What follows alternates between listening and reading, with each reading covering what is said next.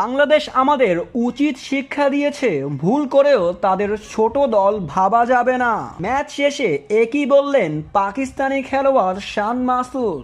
পাকিস্তানের মাটিতে পাকিস্তানকে টানা 2 ম্যাচে হারিয়েছে বাংলাদেশ। টাইগাররা হোয়াইট ওয়াশ করেছে পাকিস্তানি বাহিনীদের।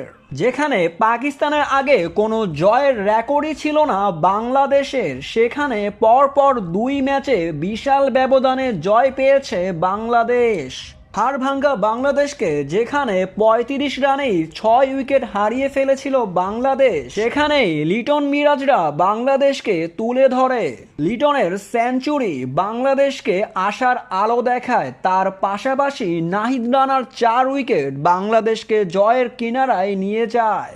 তবে এই জয়টা মোটেই সহজ ছিল না। বাংলাদেশের সামনে 185 রানের টার্গেট ছিল। ব্যাটাররা খুব ভালো প্রদর্শন দেখিয়েছেন এই ম্যাচে, তাতেই খুব সহজেই জয় পায় বাংলাদেশ পাকিস্তানের বিপক্ষে।